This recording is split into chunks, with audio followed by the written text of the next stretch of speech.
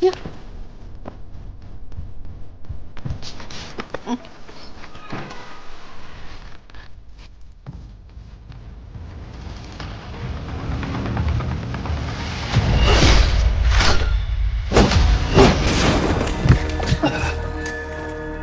是你，你骗了我。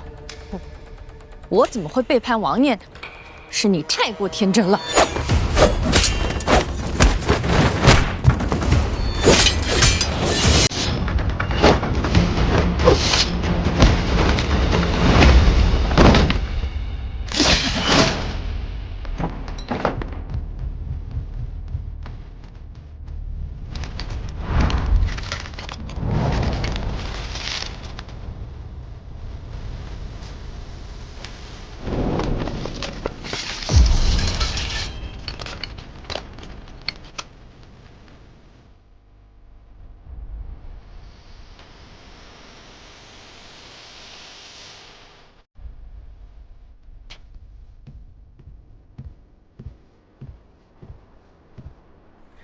王爷已经布下天罗地网，你插翅难逃了。杨金兰，娘娘，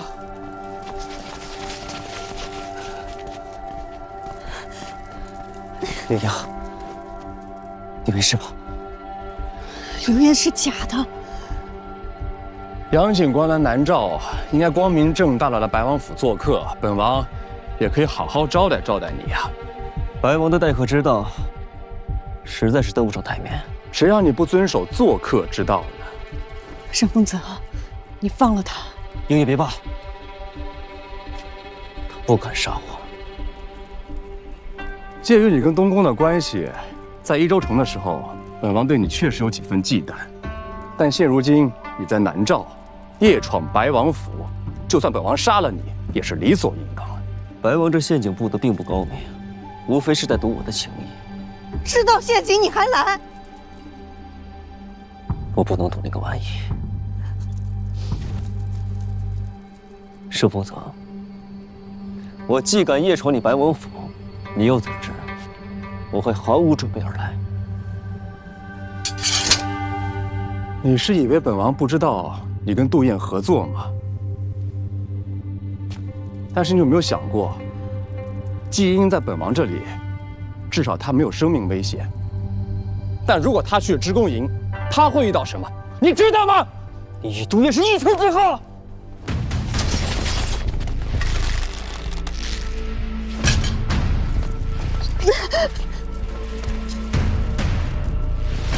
沈凤泽，你若今日杀了我，你就会在杀死益州节帅的罪名之外，再加上一条杀死东宫麾下的罪名。我相信清平关不会放过这个顺水推舟、斩草除根的机会。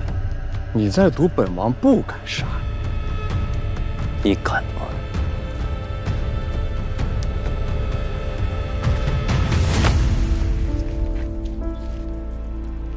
你若杀他，就连我一起杀。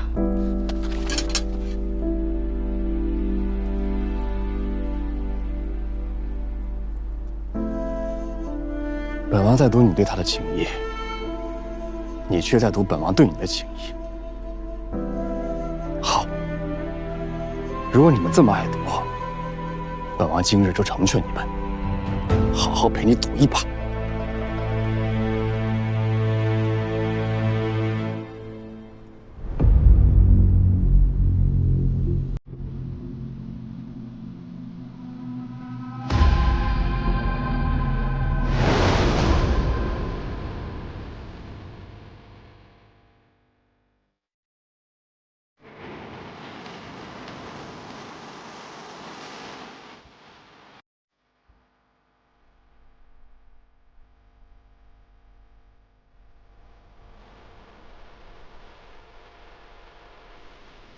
我不擅长下棋，这不公平。对于杨警官来说，这些死士也不擅长武艺呀。金娘子若是不想赌的话，那本王现在就下令，万箭齐发，让他死无葬身之地。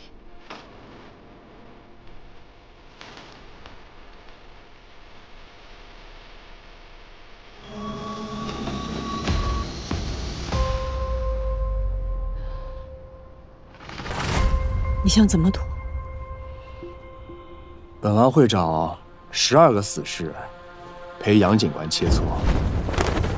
晋娘子赢一子，本王撤一人；若是本王赢一子，就会加上一人，直到分出胜负为止。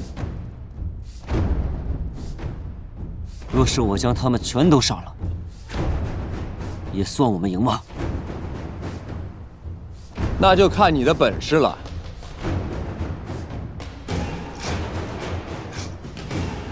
晋娘子，请。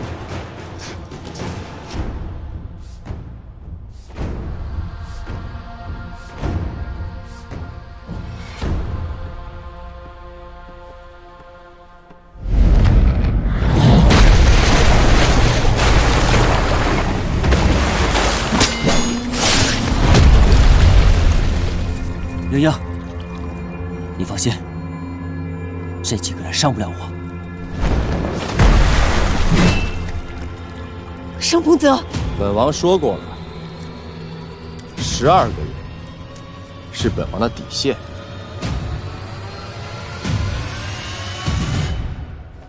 请。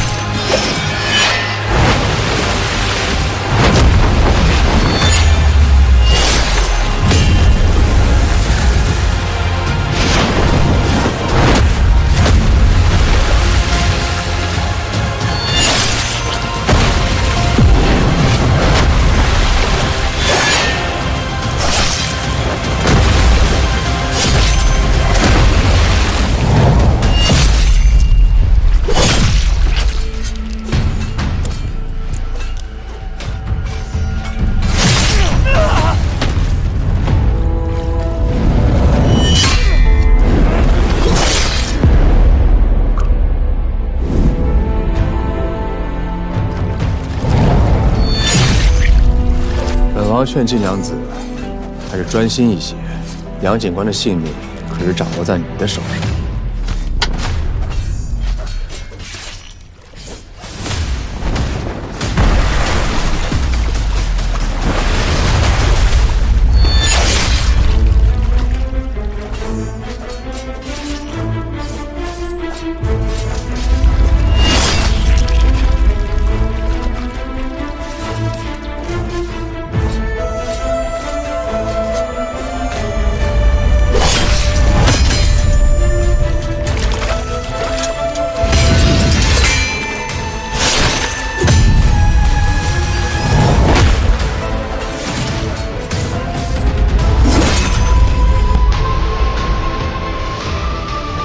你其实没有伤我。沈公子，住手！你若杀了他，我便同他一起说到做到。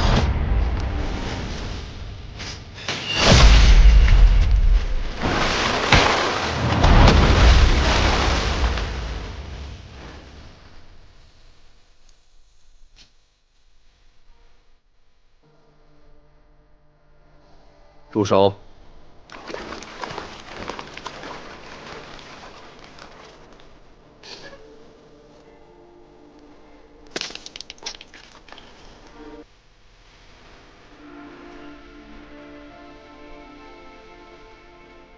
赤虎，在。将他们2人关入织宫营，生死不得相见。是。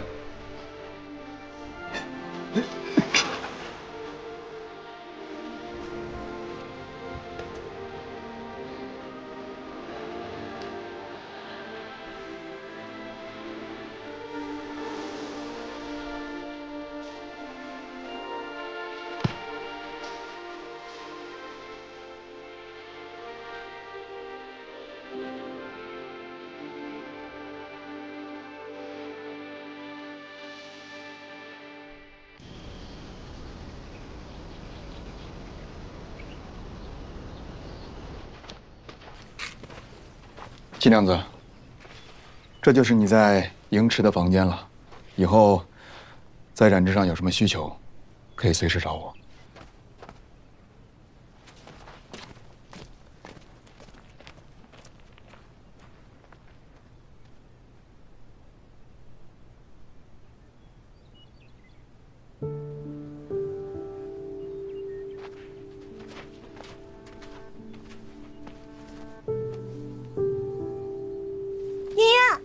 英英，英英，真是呀！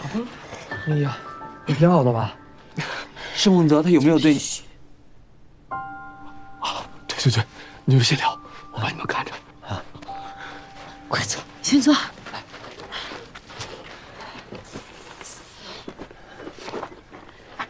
我简短说，有时候人在屋檐下不得不低头，但益州才是我的家，我不会违背自己本心。我们都明白，你是为了救我们的命，才去做王妃，去治南诏锦的。我也知道，这都是权宜之计，你肯定不会去做的。我绝不会去做王妃，但是南诏锦，是我应了南诏王的，一念之期，不假。不是，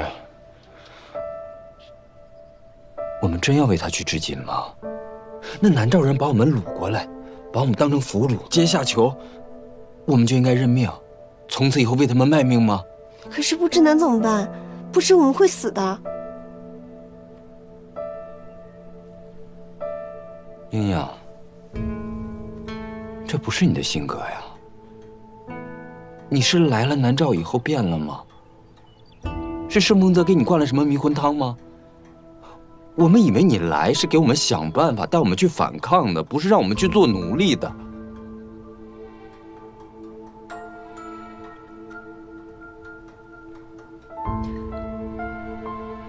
我们现在的处境，就是待宰的羔羊，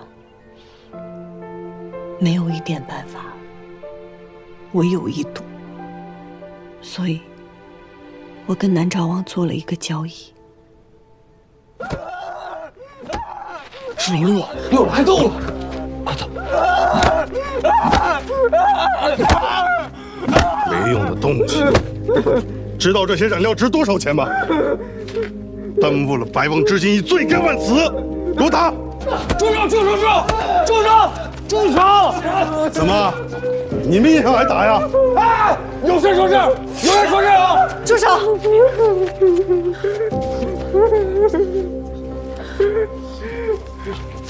你们南诏王上亲自与我做了买卖，这是他亲笔所写。我们为他织锦，他送我们回家。我们是你们南诏请来的匠人，不是奴隶。你要违背你们王的旨意吗？哟，这不是未来的王妃吗？你少唬我，也不是吓大的。是真是假，你大可以将你王上请来，让他断个明白。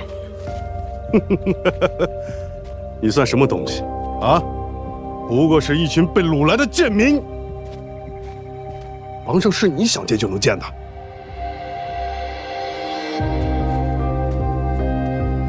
你试试，若是我们这帮人出了什么事，织不了锦，你的人头明天会不会挂在那营门之上？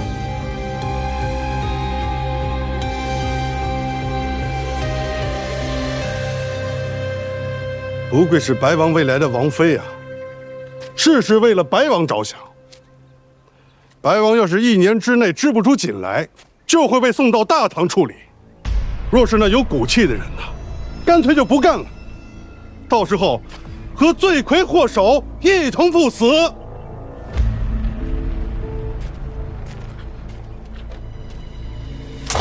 哎，干什么？别！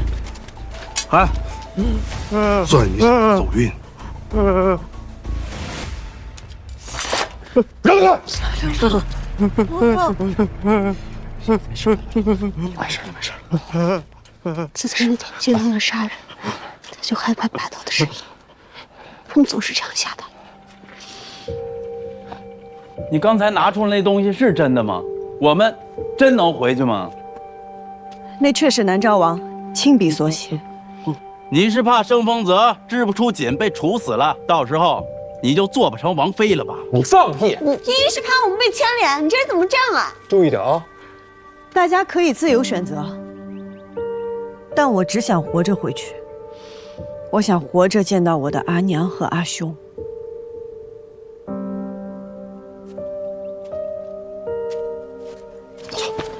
老小，走，老刘。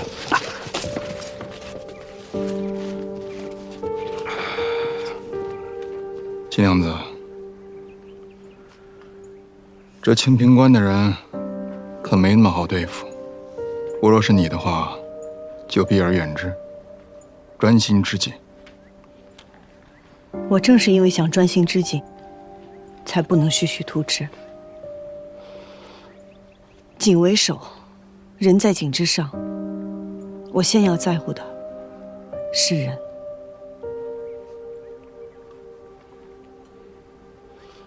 走。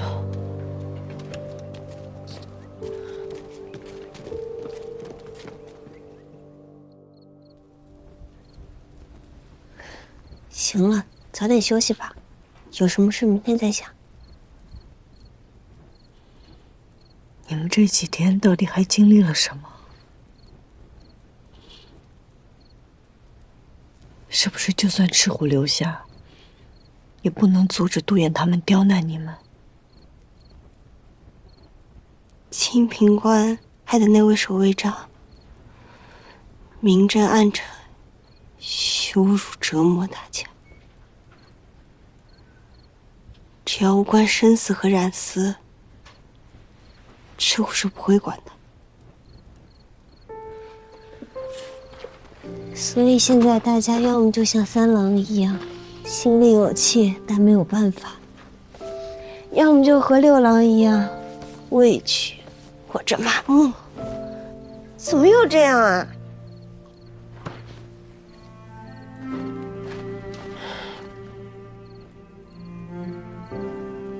这也是守卫长他们干的。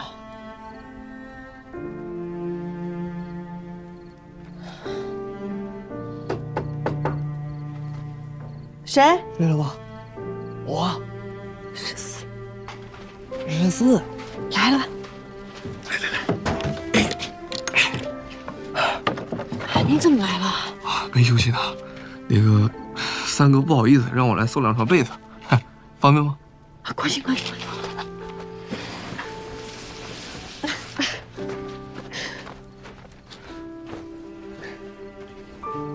看来他们不是一次做这种事情了，我得想个办法把他干掉。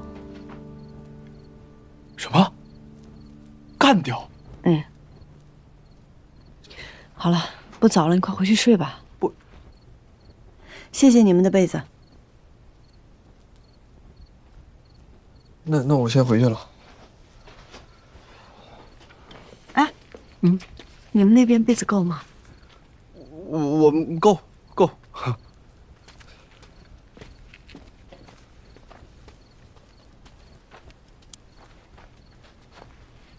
他刚刚给你那个眼神，是让你看住我的意思吗？默契见长啊！这段时间，他帮了我很多。患难见真情。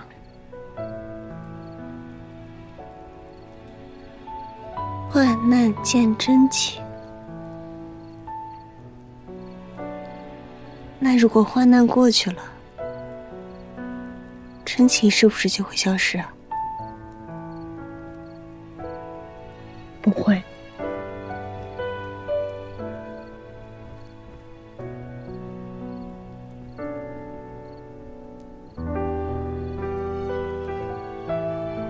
月亮要圆了，好像快到中秋了。中秋。从离开益州开始，我便每日从衣上扯下一根丝线，每10根结成一束。我们已经离开1个月了。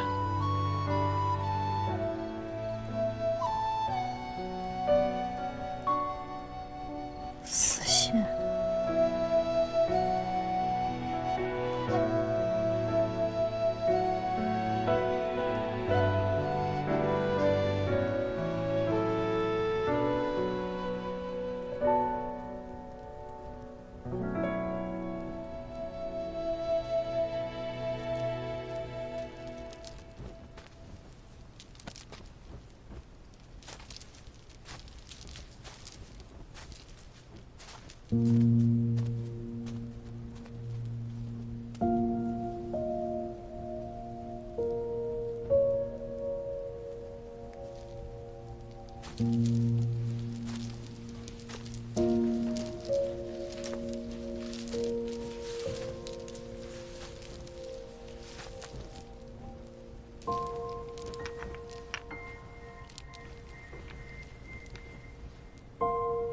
苍儿，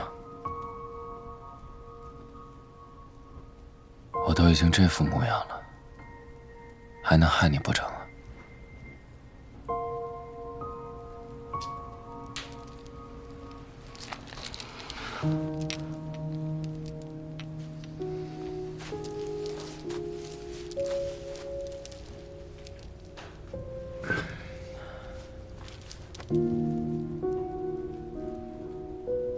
你从益州来啊？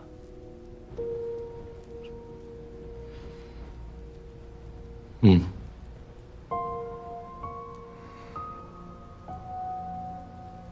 我家人可好啊？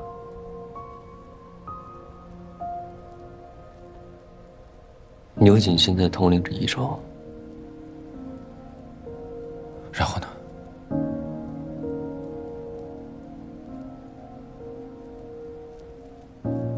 牛瑾说，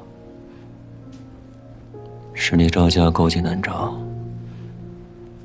将南诏的兵马引入城内，他先斩后奏，将你赵家上下无一幸免。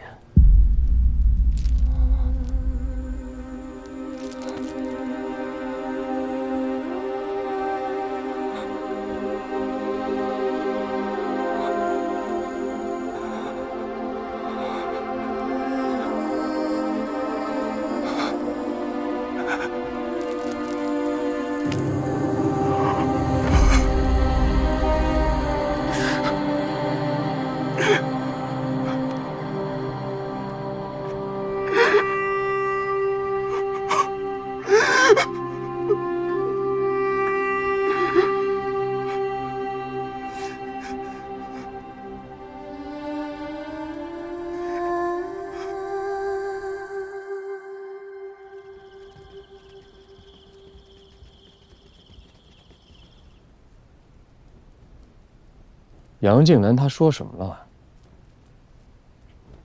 他什么都没说，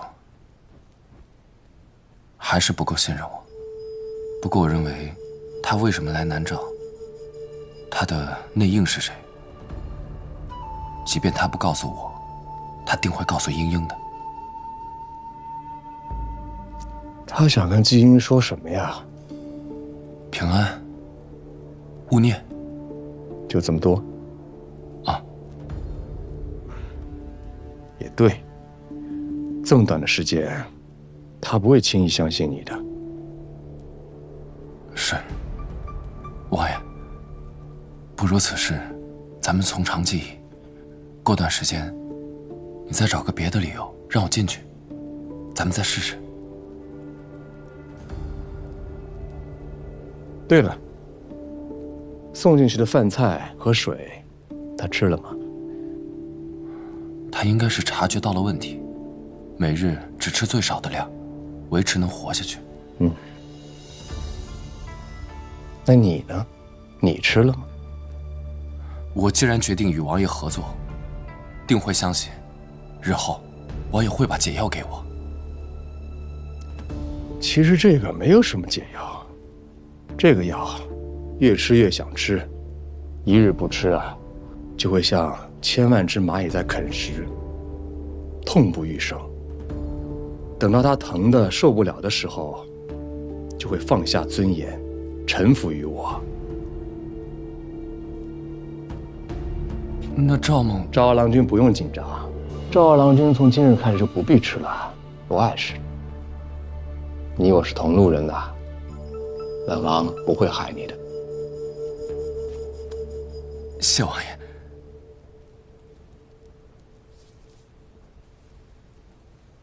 赵某还有一事相求。说。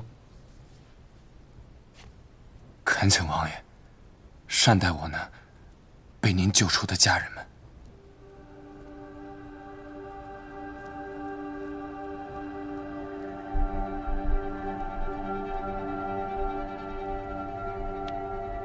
本王既然救了他们，自然会善待他们。做牛做马，在所不惜。你还想要什么？一并说出来吧。赵某别无他求，只想在王爷身边踏实做事，做南诏的人上人。毕竟这样，还能够时常见到莹莹。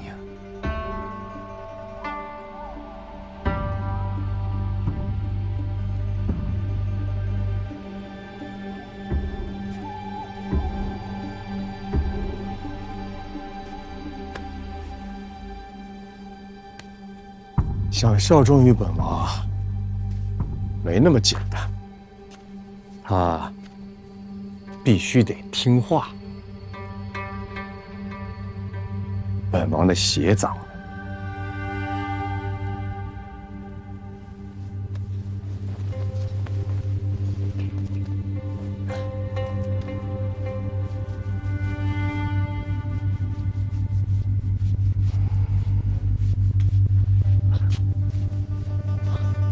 本王知道，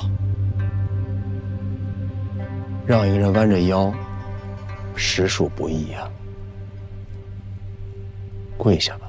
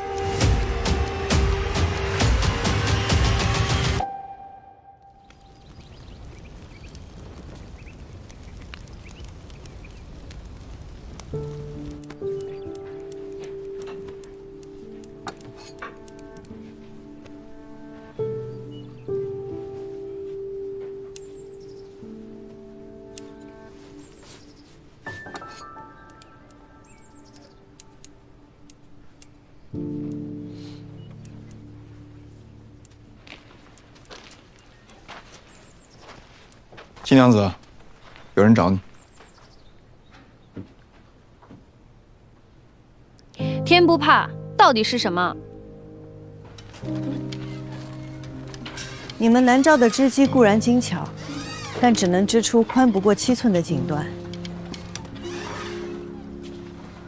这花楼织机是大唐独有，织出来的纹样更精细，更有光泽，手感也更平滑。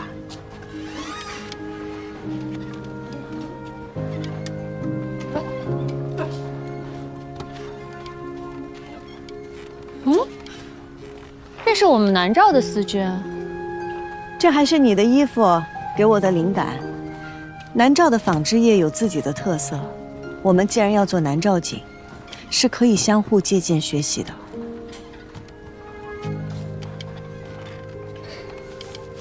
所以就根本没有什么天不怕。你为什么约我来这里看这些？想要织出上好的蜀锦，需要上好的蚕丝、精心的染色、精美的纹样设计和优秀的织工。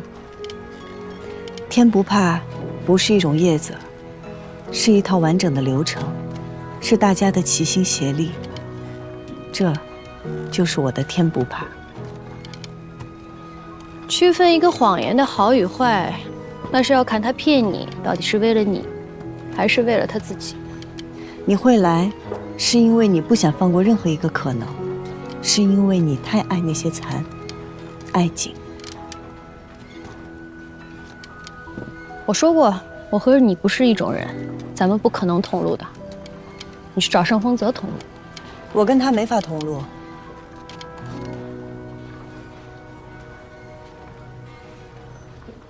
他想留下我，但我想要回家。若是我们织不出锦，就都会死。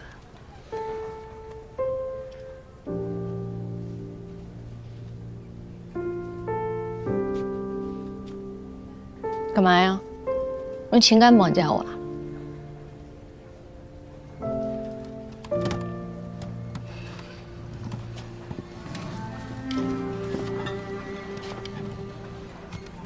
当初我师母被抓走，也没有人同情我师父呀。嫣嫣，你要的东西准备好了。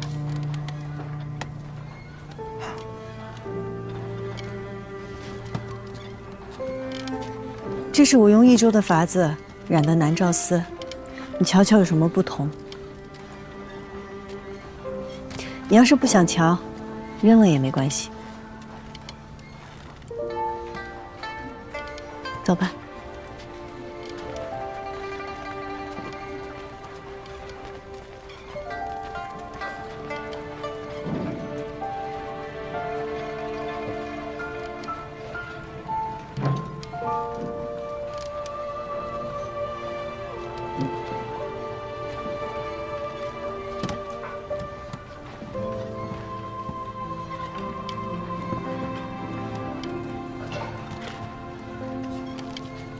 赤虎护卫长，有件事想请你帮个忙。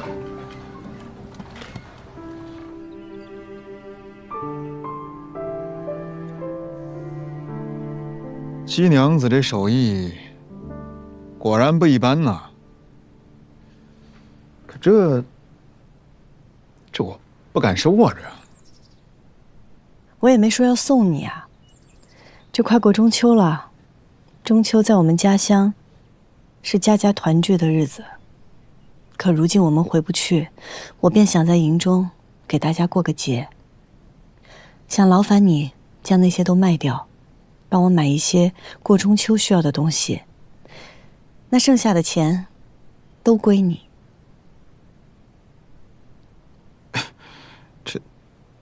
哎呀，你其实可以禀明王爷嘛。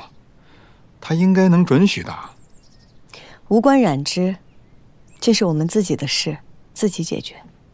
自己解决？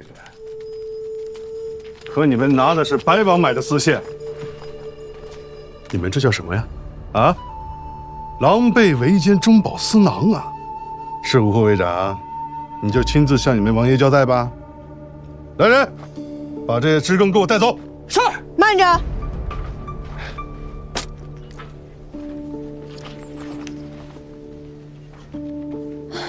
守卫长，你可知这绒花价值几何呀？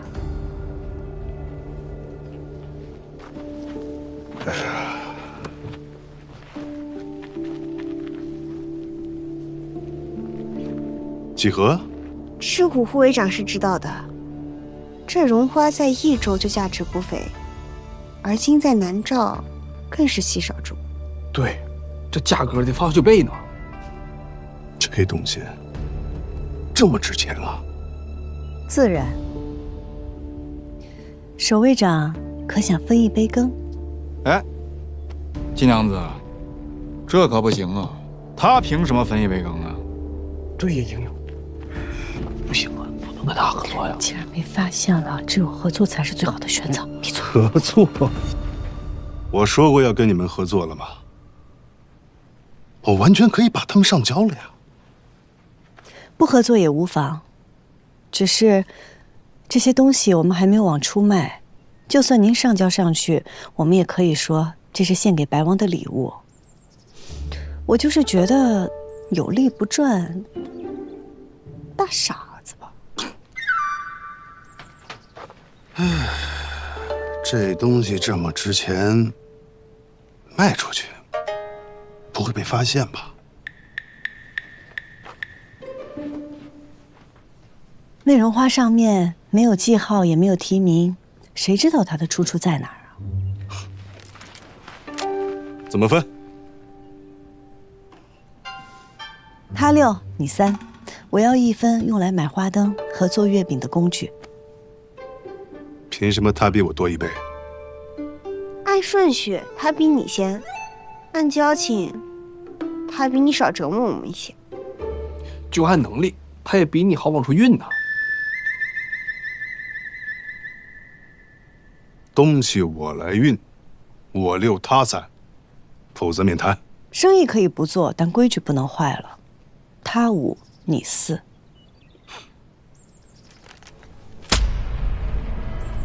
我5，他4。那这得问问赤虎护卫长的意思了。行，你5，我4。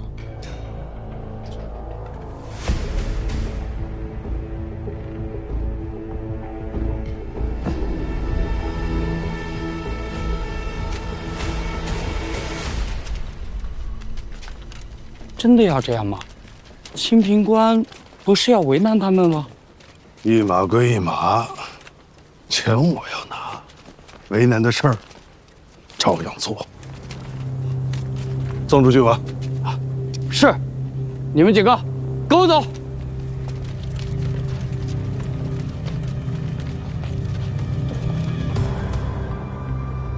告诉他，本王也不喜欢在自己的地盘上有别人家的狗天天在那叫唤。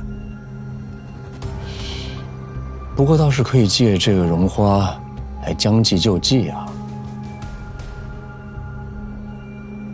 对了，他有提过杨静兰吗？未曾问过。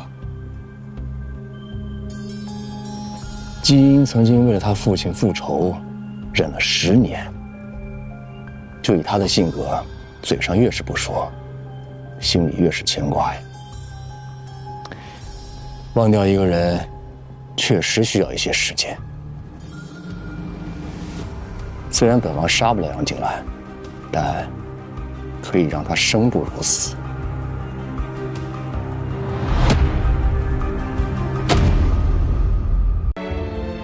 莹莹，别嫌我做的丑啊！送你的那个已经是最好看的了。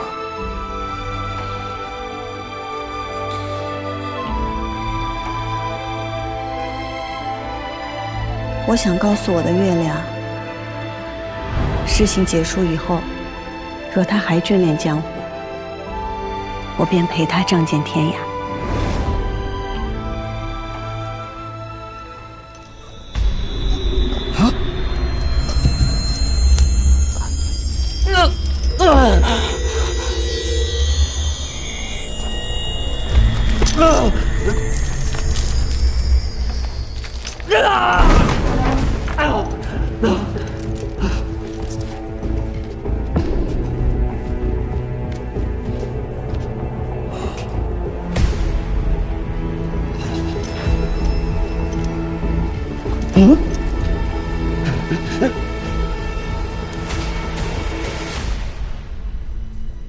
杨警官，怎么样？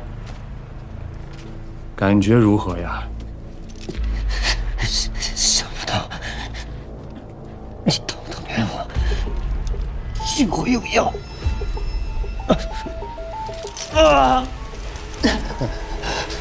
是啊，本王知道，对杨警官严刑拷打没有什么用，所以啊，本王只能用这种剑走偏锋的方法来撬开你的嘴。你想知道什么？有什么计划？我说了，你就会信。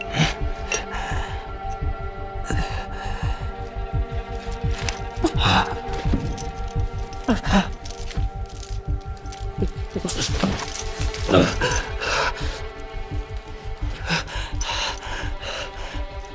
的计划就是让你亲自把我送出这里。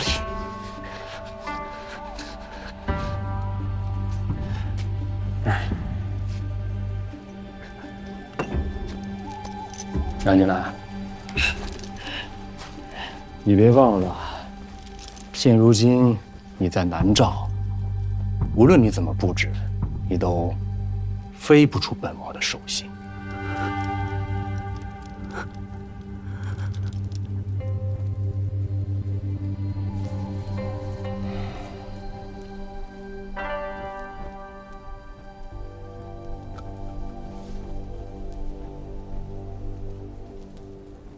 他的眉宇间应该是含笑的，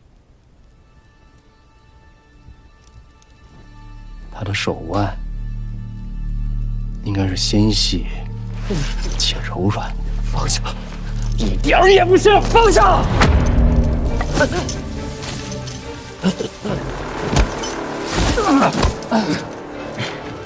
你是不是感觉自己身上有千万只蚂蚁在啃食你，在撕咬你？总有一天会忍不住疼痛，喝下那瓶带着药的水，然后放上你所有的尊严，对着本王摇尾乞怜。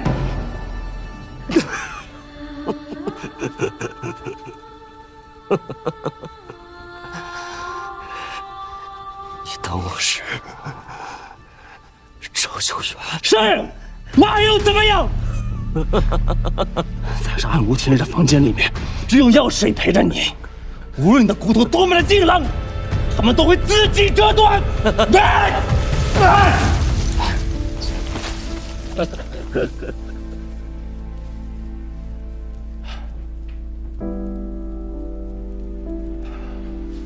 杨警官，你好生休息。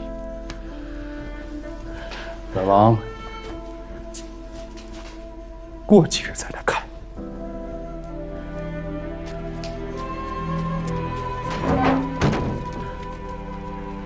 莹莹，别怕，我一定会想到办法，我一定带你离开这儿，回到益州。等我。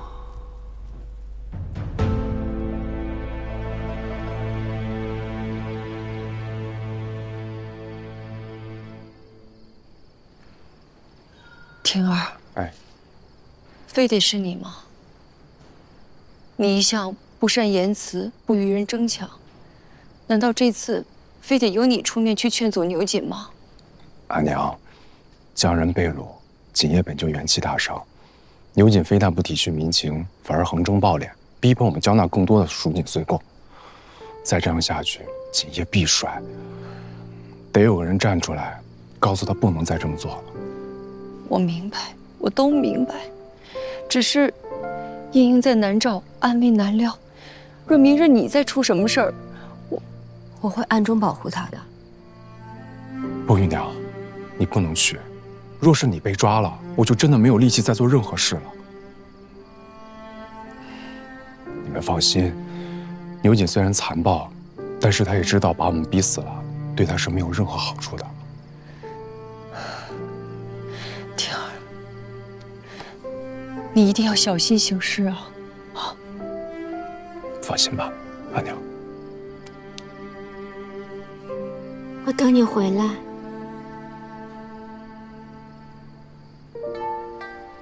那我们敬明月，敬中秋，愿家家团圆，平安。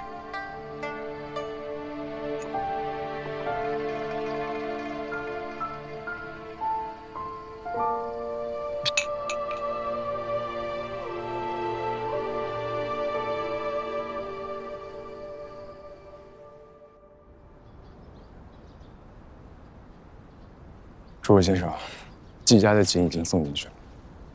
辛苦季兄了。哪怕阁下再辛苦，这些锦加起来还是抵不过岁贡数目。我一会儿能否同诸葛先生一起去拜见牛将军？我们须得有人站出来言明，益州锦业不宜杀鸡取卵。实不相瞒，我和诸葛先生也是这么想的，只是我们还未进去，于叔于前辈便拦住了我们。于前辈自己进去了？是啊。他说：“只要他还活着，这些事就轮不到我们这些晚辈。”在国郎君，爷帅让你们进去。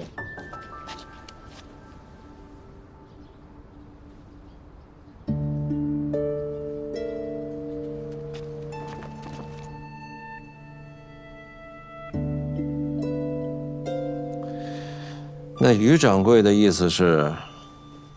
本节帅的岁贡要多了不是节帅要多了，是当下益州景业职工流失，元气大伤，暂时不能满足节帅的需求。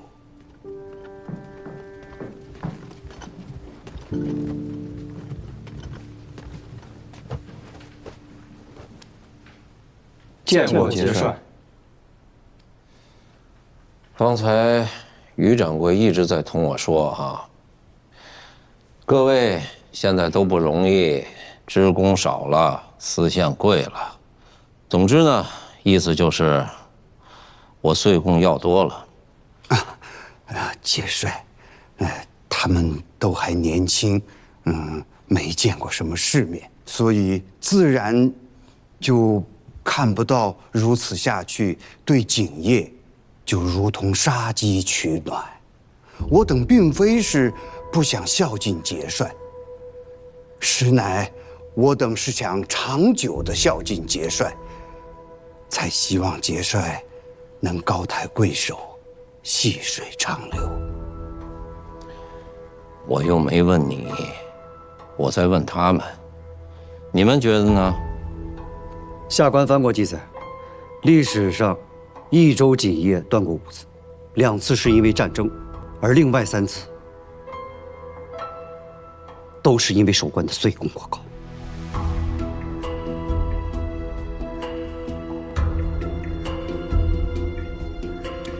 你们俩呢？节帅恕罪，倾我杨家之全力，夙兴业美，也未能满足节帅的需求。若是锦业兴盛之时，或能凑齐；只是如今锦业本就凋敝，实难从容。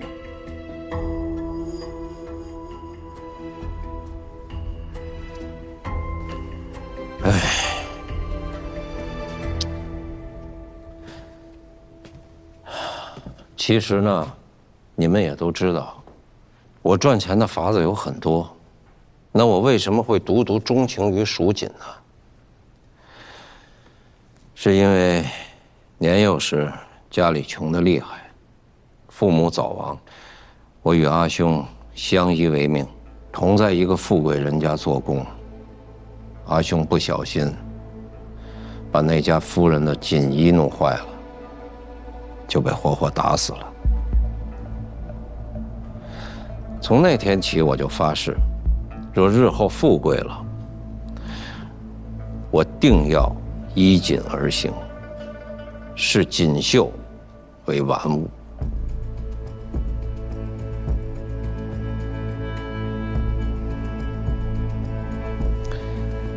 哈哈，好了，随便唠叨2句啊。行了，既然都觉得我要多了，那本节帅也不是不讲道理的人。今年的岁贡就这些吧。多谢节帅。哎，于掌柜，于掌柜，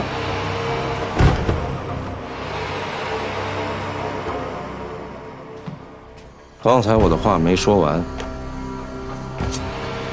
我之所以要依锦而行，是因为我不喜欢别人在锦上忤逆我。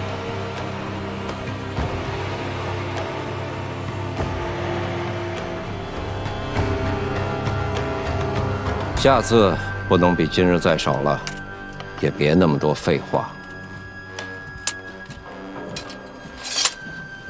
于掌柜，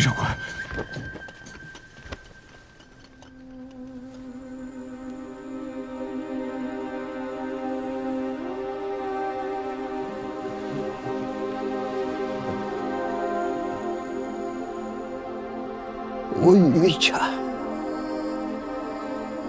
谢了。于前辈放心，只要我们在一日，便会照样于家一日。别怕，来日方知。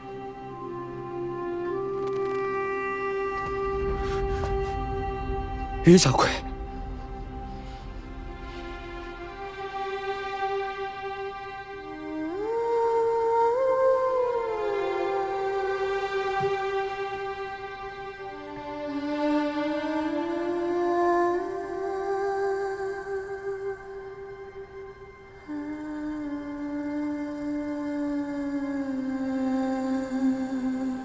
来日方长，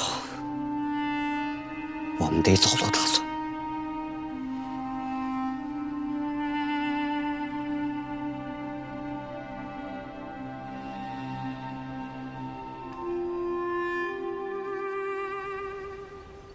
这是今日清平关呈上来的折子，皇帝请看一看。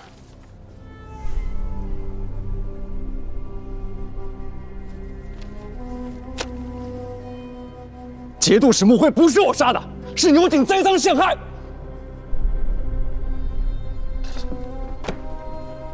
还请王兄明鉴。无论栽赃是真是假，穆辉旧部打着报仇的旗号骚扰我南诏的边境是真，百姓众说纷纭，惶惶不可终日是真。请王兄给臣弟一些时间，查明真相，昭告天下。启禀王上，此事万万不可再等了。现在唐军并未与我正面交锋，只是叫嚣着要潜入我南诏的都城，就像当日白王在益州一样对待我都城的百姓啊！如果再等下去，百姓定会纷纷逃亡，到时我南诏可就乱了。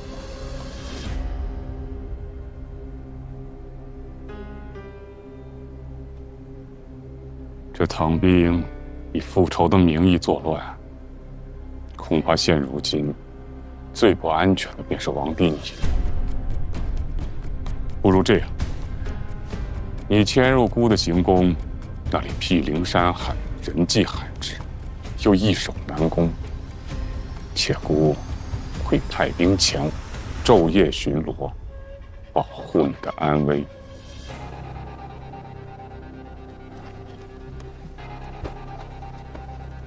臣弟还有一人，可以证明我的清白。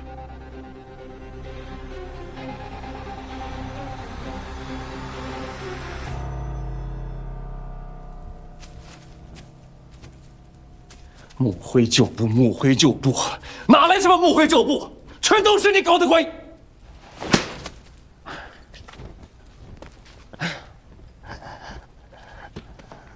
按照牛景的秉性啊，这帮人不是被他收了，就是被他杀了，哪来这么多人来南诏报仇啊？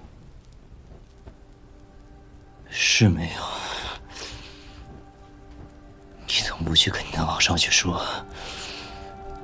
是因为他觉得不重要，他要的不是真相，是结果。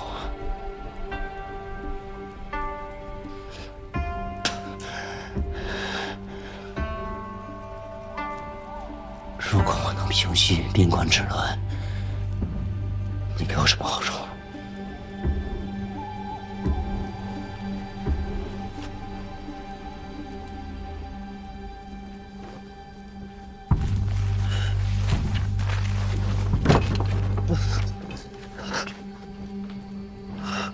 本王有2个问题啊。第一，你如何平息边关之乱呢？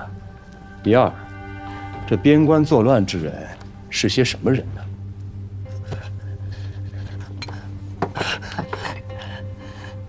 给我碗干净的水。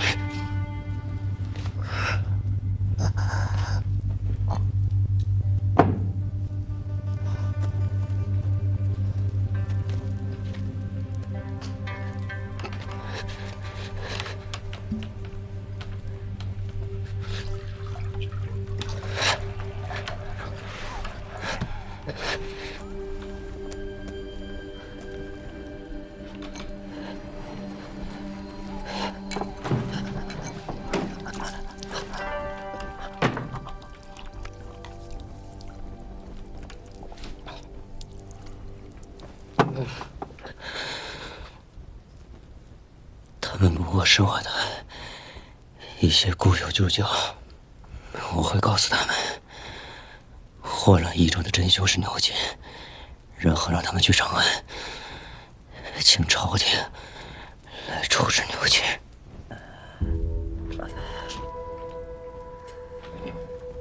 如今忍了行吗？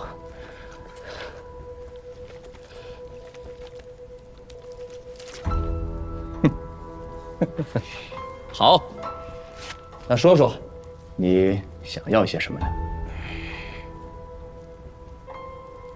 我要带一个人走。他织锦尚未完成，他不会跟你走的。此事根结，由长安决策。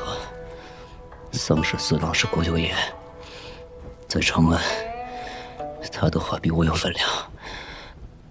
太子不方便做的事，他的姐姐娘娘，还有兄长们方便。好，本王答应你。第二，我需要你写一封亲笔信，承认你与牛姐有勾结，随便你怎么写，怎么批评自己。我要让朝廷决定，牛姐与你有私交。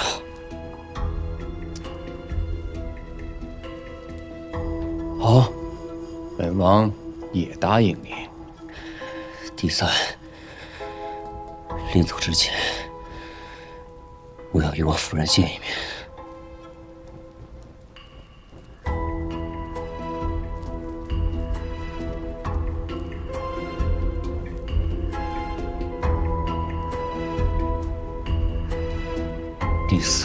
第四，杨警官，你的要求未免多了一些吧？第四，你1年之内不准碰季莹莹。这不是益州警官与南诏白王的约定，这只是男人与男人之间的约定。你敢吗？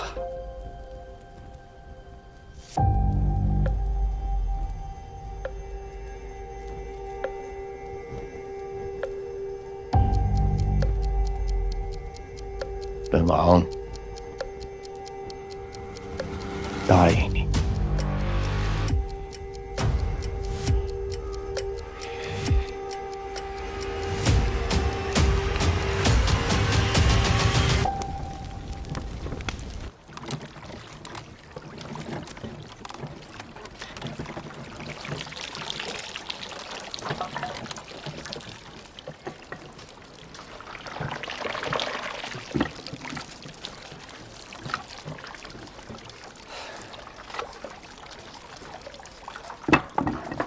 哎，那个，我说了多少遍了啊，一定要等水沸的时候再放丝。你怎么又提前放了？你看看这颜色对吗？你脖子上顶的那个是木头吗？这不是你们益州的蚕丝，就得按照我们南诏的染法染。你是听不懂啊，还是听不清啊，还是傻呀？谁傻呀？谁听不懂啊？蜀锦就要用蜀地的方法染才对啊！你做的是南诏的锦，用的是南诏的蚕，你就得按照南诏的规矩来。南诏有好蚕有好锦吗？用南诏的方法。我做的都是好蚕，我喂的都是宝宝的。哎呦，二位莫要争吵，我刚设计了新图案，既需要蜀地的颜色，也需要南诏的新色，莫不如二位都试试，咱们拿结果说话，如何呀？行，你等着，我会让你看到匠人和木头的区别。真木头。哎，不是英英，你看这个糟糕的南诏人，我已经很努力的有礼貌有风度了。你看，艺术交流嘛，免不了切磋碰撞。行，跟他好好切磋去啊。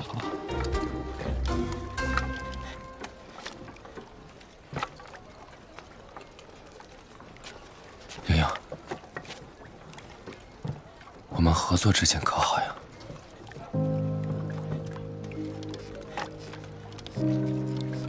好，在这里我们不计前嫌，一切只为织锦回家。那我去设计新图案了。有劳。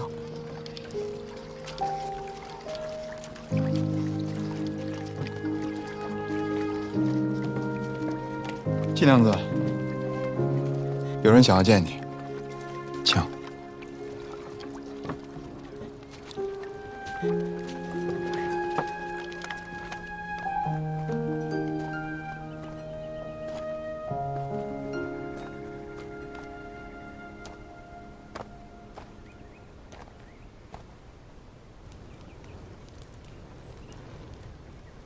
本王说了让你见，但是并没有说怎么见。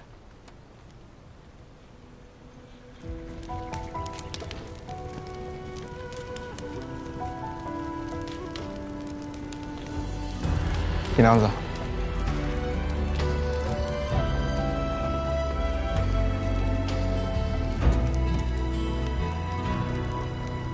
谁将情丝都写成告白，藏在眼神中娓娓道来。缘字愁思不见出音来，那就梦忽而花开。茫茫眉宇之间的沧海，心若孤舟向着你驶来。纵然时光总生了青苔，在回忆里重这个河碎流波景，其实是因为你。我杨金兰所铸下的承诺，一辈子便是一辈子，荣辱与共，生死不迁。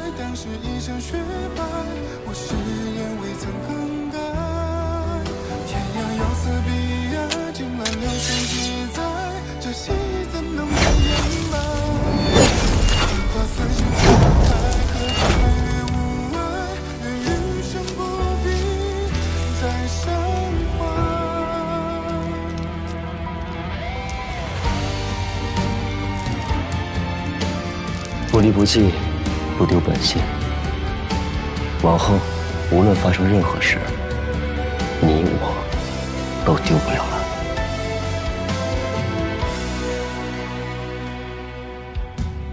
莺飞草长崎岖树道外，水色涟漪和随听风来。思念如梭走线绕尘埃，就连泪也分成一载。杨警官，事不宜迟，你可以上路。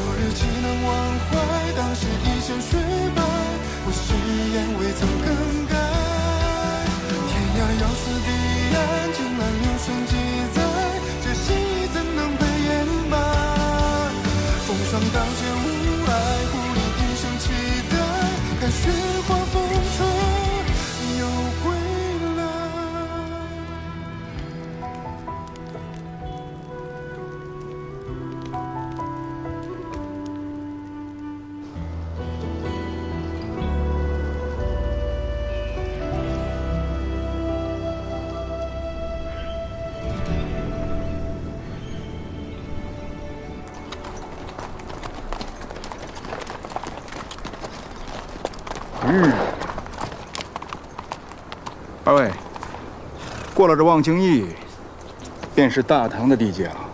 后面的路，是生是死，就看二位的造化。告辞。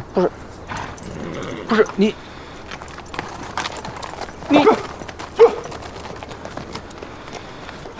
这是一看啊，袭击他们边关的人被你劝走了，他们便撒手不管。这南诏人怎么这么奸诈呀？这是人干的事儿？史策，前面的路就靠我们自己走了，你怕吗？哎呀，怕也得走啊，也都答应平儿了，要安安全全、风风光光的接他们回来。杨老三，你比爷聪明，这条路怎么走听你的，你不用管我，给我留条命就行。放心吧。杨敬林，哎，你怎么在这儿？哎，这么没礼貌呀！欠到我不知道叫阿兄。行了，我问你，你现在还是个逃犯身份，这前面关卡重重的，打算怎么去长安呀？所以，阿兄有办法。现在知道叫我阿兄了。行，我告诉你，自从知道你去了南诏，阿爷便组织了一支商队，我们一直等在前面两邦交界处的驿站里。你什么时候出现，我们就什么时候取城去长安。对了，给你做的新闻碟，拿着。与逃犯同路，阿兄就不怕被牵涉其中吗？你做的事儿，我都知道了。不愧是我们杨家人，我佩服你。但是我也姓杨，忠孝仁义我也学过。这一周，不光是你家，也是我家。谁不想回家呢？好啊，那咱们兄弟速去长安，一起回家。走，回家。走，走。这。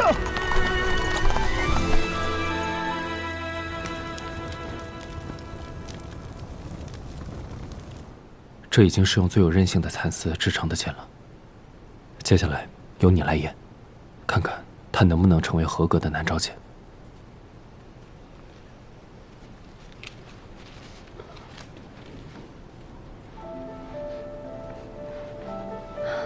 图案清晰，色彩明艳，花型饱满，织造没问题。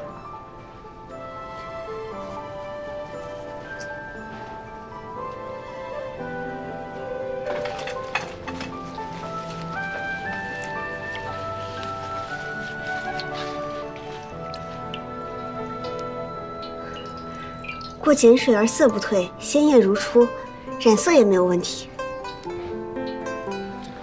最后韧性的部分，我来演。我来。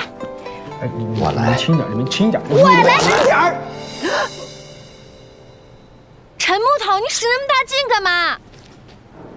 这做了几个月的东西，我怎么可能不小心呢？正常的锦是经得起这样的拉扯的。它断了，是因为我们又失败了，还是不行。蚕丝还是不够坚韧，不过比一开始好多了。我们再努力努力。我们已经努力那么久了，还是那样的结果。1年的期限马上就要到了，我们再织不出来，我都不晓得自己在期待些啥子。